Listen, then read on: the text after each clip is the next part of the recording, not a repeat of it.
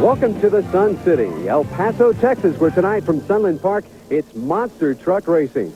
Hi, everyone. I'm Stan Rhodes, and thanks for joining us for this edition of Trucks and Tractor Power here on the Nashville Network. And, of course, joining me once again, no stranger, the man who used to race Bigfoot, Rich Hooser. And, Rich, when you look back not that long ago, competition really was between Bigfoot and USA 1. That's right, Stan. It was pretty predictable that in the finals it was going to be Bigfoot and USA 1. I tell you what, this year these guys are building new trucks, and they're building them just for racing. They're lightening them up, they're changing the suspension to get more travel, and they're adding a lot more horsepower. This competition out here now, I think everybody's going to be after Rod Litzow. All right, and speaking of Rod Litzow, he's now down there with TNT Motorsports, Mike Goss. Mike? Thanks, Stan. And with me now is your defending national champion on the TNT Monster Truck Challenge, Rod Litzow, driver of USA 1. Now, Rod, what kind of changes have these other drivers made to their trucks in order to be competitive with you?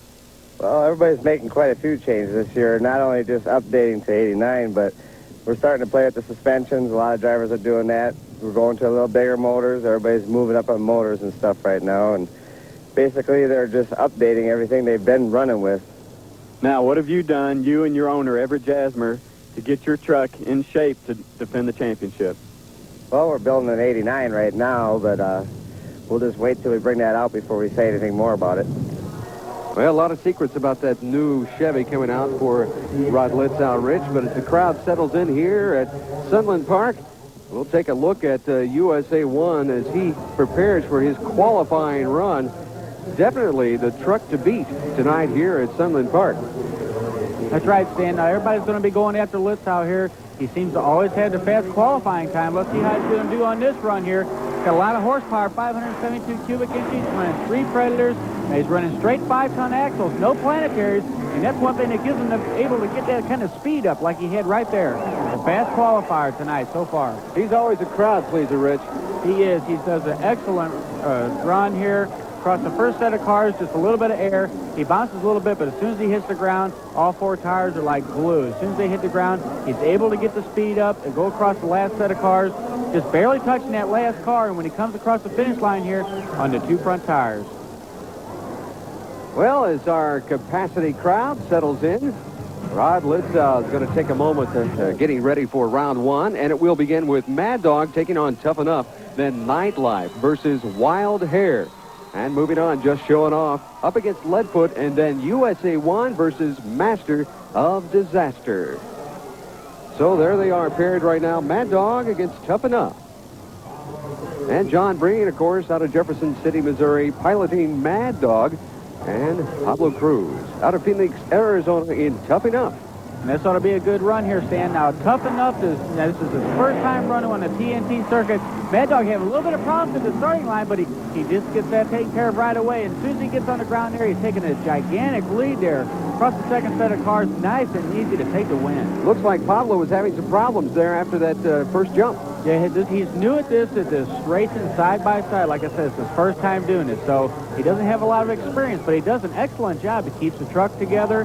He keeps a nice steady run. Mad Dog, now John Breen's a veteran at this, so he's got a lot of advantage, so that's one thing that helps him. And part of the Breen Boys Racing Toys, John Breen. And next, it's going to be Nightlife, Dave Wyzorek.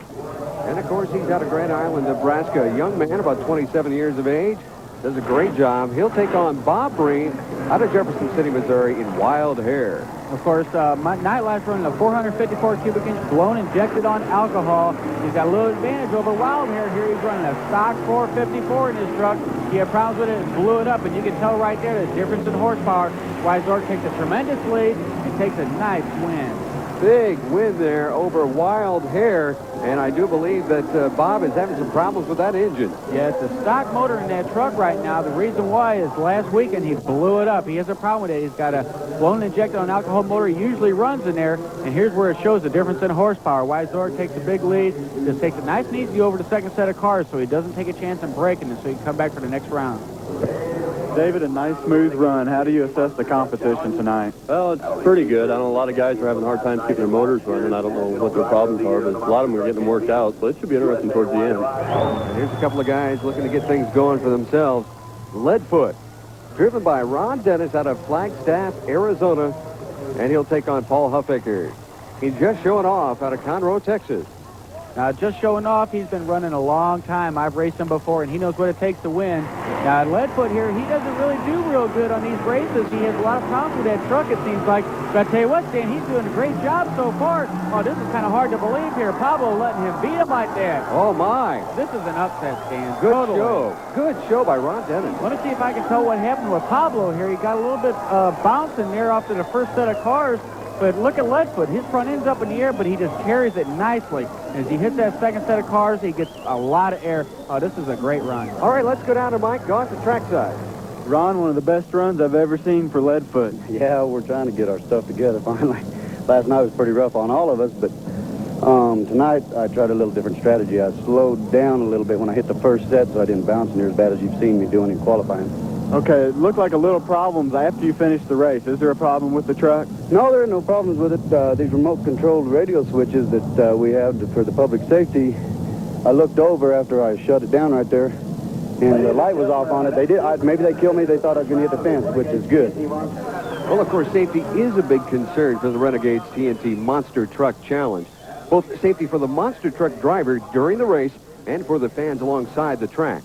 Rich Hooser tells us about the most important safety feature, the kill switch. One of the safety features developed by TNT is a remote kill switch. The way this works is this receiver is mounted inside the vehicle and turned on. And through the antenna and the transmitter, which is held by the track official at the end of the track, he has the control over to kill that engine by hitting that button. Now, the only time he will do this is if the vehicle is out of control and people are in danger. Now, sometimes the vehicle may look like it's out of control, but the driver is not. He has control of the vehicle, and he sometimes needs that power to get out of a tight situation. Okay, round one continues. It'll be Master Disaster, driven by Doug Spanier out of Albany, Minnesota, and a guy who's used that kill switch often. That's right. Rod Litzau's flipped USA 1 a couple of times. Now, they had used that kill switch to kill the fuel pumps, to keep fuel from spreading all over the track in case of a fire.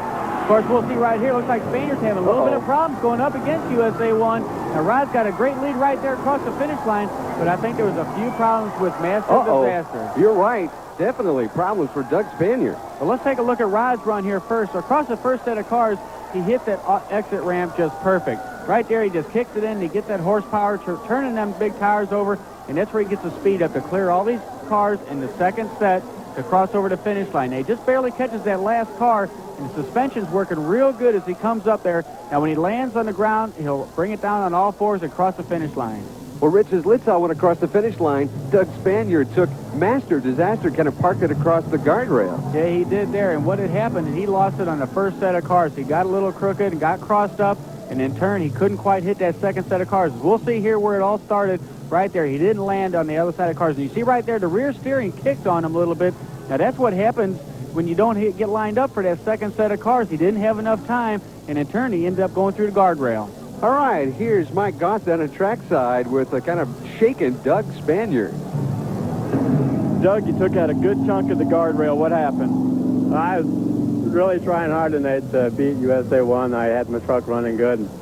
I got a little bit crossed up in the first set of cars, and I got it straightened out. When I caught the second set, I don't know, it's just like the rear wheels turned, and it just took a left turn right over through the fence.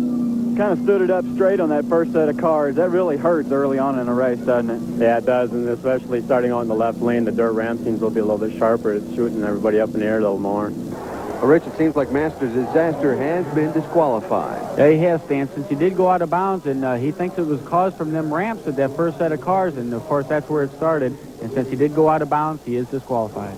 Well, it looks like the end of the night for Doug Spanier. And we'll continue with more action from Sunland Park and the start of round 2 right after this. Welcome back to Trucks and Tractor Power. Stan Rhodes and Rich Hooser here for the start of round 2. It will be Wild Hair taking on Leadfoot.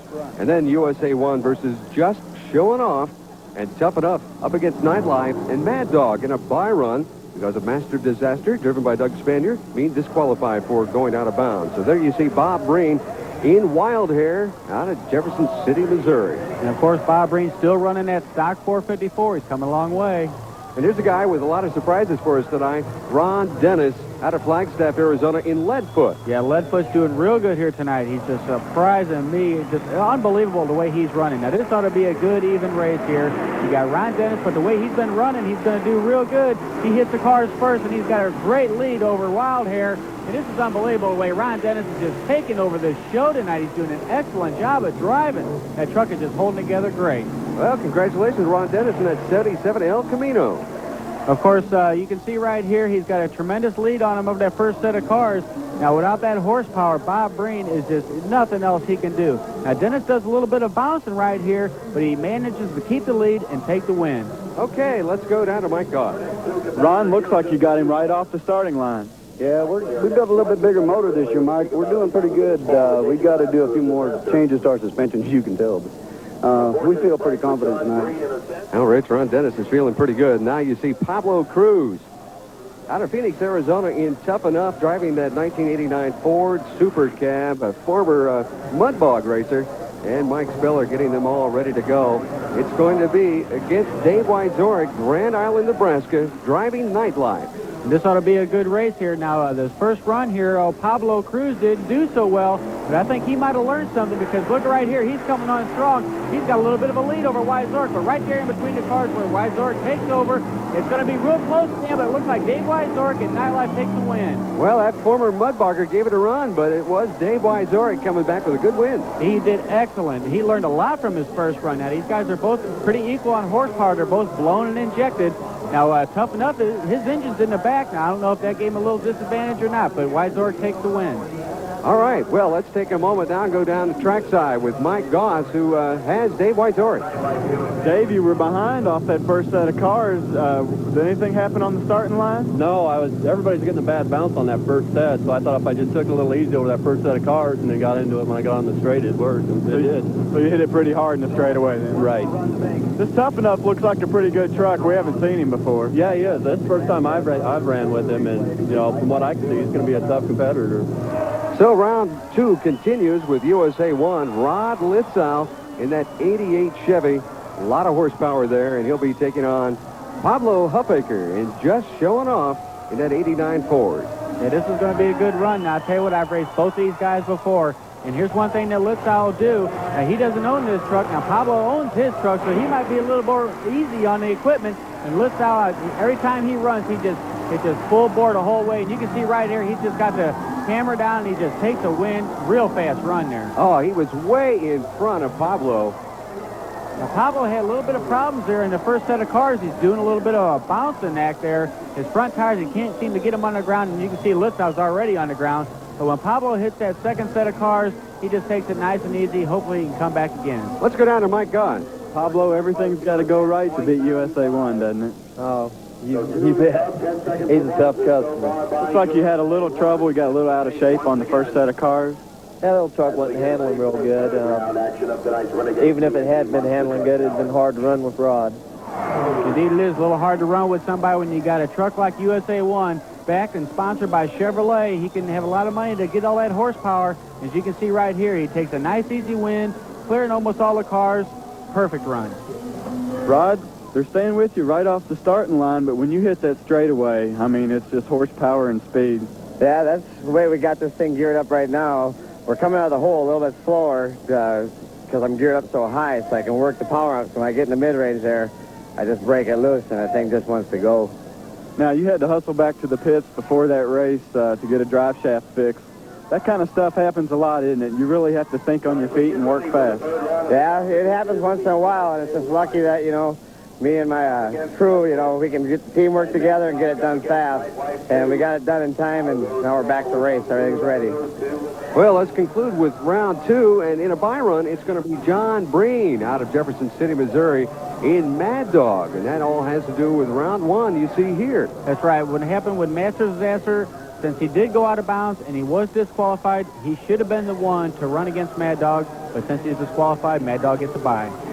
Well, he's set ready to go. Here he goes. And, of course, in this bye run, he's not going to run real hard. Now, he's running just to make sure everything's working all right, so when he's in that semifinal round, he'll know the truck's ready to go. We get ready for the final four. It'll be Leadfoot taking on USA 1. The driver, Rod Litzow, up against Ron Dennis. And then Nightlife, Dave Wyzorek taking on Mad Dog, John Breen.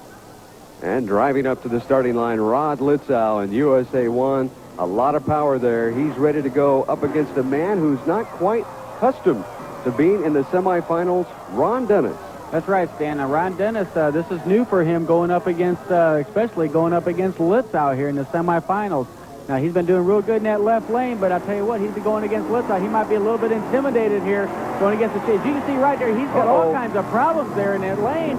Now, he did real good in there earlier, and it seems like he had all kinds of problems, bouncing like crazy. Easy win for Litzow. We've got a problem here. It looks like Leadfoot's got a little bit of a problem. Now, I'm not sure if he's going to be able to get it started again. As we'll see right here, he just hits that last car in the first set of cars and just threw his nose way up in the air. And, of course, with the suspension not working quite right, he has a little bit of problems keeping it down on the ground. All right, let's go down trackside. Mike Goss has Rod Litzow. Well, Rod, you just told me it's really running good now. I see a lot of excitement in your eyes. You really love this, don't you? Oh, man, the truck's running great. I finally got her dialed down to this track, and it's going to be fast. I'm going faster every time. Now, Rich, this can't be good news for John Breen and Mad Dog. Of course, he's out of Jefferson City, part of the Breen Boys Racing Toys, and he'll be going up against Dave Wyzorek. The guy drives with his head out the door in Nightlife. Yeah, he does that a lot every time he races. He's got his head out. Now, he does that so he can see a little bit better. Now, I've driven like that before doing exhibition runs, but never racing. But it seems like it's helping him pretty good here. He can see where he's going because he's got a nice straight run. Good win for Dave Wyzorek in Nightlife. Seems like Mad Dog might have had a little bit of problems there. His engine doesn't seem to be running real well. He can't get his horsepower up, and that gives Nightlife a chance to get a good lead on him before he hits that second set of cars. He takes it nice and smooth over the finish line to take the win. Okay, Mike Goss has got John Breen. We'll find out what the problem was.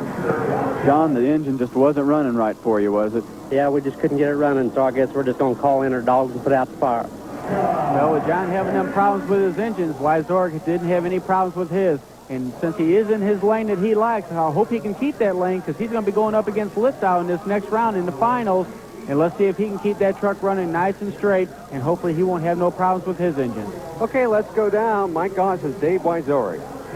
Dave, you're up against the defending national champion in the last race. What's going to be your strategy? Well, I'm just going to try and take that first set the best I can and quit getting the bounce. I know he's been taking a pretty good bounce. He's got lane choice over me, so as long as I keep my same lane, I've pretty much got it down. So I'm hoping that if I get it, I'll take the cars a little slower and then hopefully get him on the straightaway.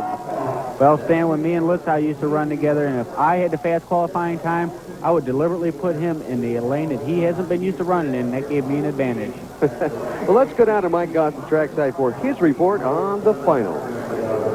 Both drivers have it the way they want it in the finals here on the TNT Monster Truck Challenge.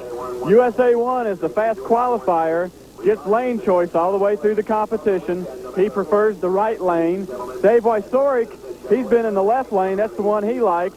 USA 1 will put him in that left lane. It ought to be interesting, but horsepower is going to win out on this track. Well, Rich, it's time for the showdown in the border town. USA 1 up against Nightlife. And they both got the lane they want, Stan. It's a great start off the starting line there. They both got a great hole shot. And it looks like Litzow's was going to take a little bit of a lead there because Wyzorek had a bad bounce at the first set of cars. USA 1 takes the win. All right, good run for Rod Litzow. It was. It's probably his fastest run tonight, Stan. But watch right here. Here's where Wyzorek takes a bad bounce, and Litzow just literally just passes him like he's standing still. And, of course, when they hit that second set of cars, Litzow is just literally flying in the air, and Wyzorek has a few problems, and he knows he can't win it, so what can he do? Good run and win for Rod Litzow. Let's go down to Mike Goss at trackside. Rod Litzow, a tremendous victory. You went way past the finish line. It was a fast race, wasn't it? Yeah, it was, you know, Dave's a hard runner, and we push the pedal limit on when it comes down to the final run, and that's what we do, you know. Dave, you know, I knew if we come out the line, it's just a matter of those first set of cars, and once you pull out of there, if you come out straight there, it's a good race. Well, Rod Litzow proves tonight why he's the defending national champion. And once again, congratulations to our winner, Rod Litzow in USA 1. For Rich Hooser, Mike Goss, and the entire crew, I'm Stan Rhodes. Join us next week for Trucks and Tractor Power on the Nashville Network. So long from Texas.